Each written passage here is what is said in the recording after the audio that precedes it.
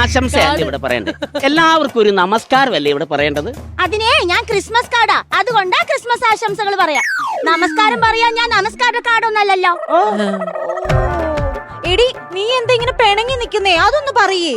പണ്ടത്തെ പോലെ എന്നെ ഒരു ഡിമാൻഡും ഇല്ല, എല്ലാവർക്കും മൊബൈൽ മതിയല്ലോ, അതിലൂടെയല്ലേ ആശംസകൾ അറിയിക്കുന്നേ, അല്ലേ നോബിച്ചേട്ടാ?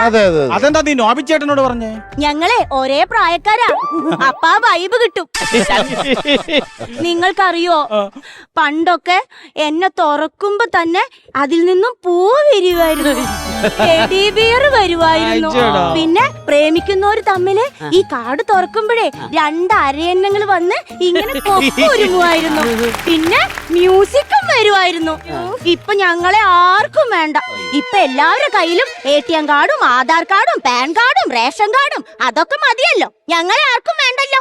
അത് പിന്നെ ഈ ഫോണൊക്കെ വന്നോണ്ടാന്നേ. പക്ഷെ നിങ്ങളോട് എല്ലാവരോടും ഞാനൊരു കാര്യം പറയാം. ഇനി ഇന്നത്തെ ക്രിസ്മസ് അല്ല, ഇനിയുള്ള എല്ലാ ക്രിസ്മസുകളിലും ഞാനായിരിക്കും സ്റ്റാർ.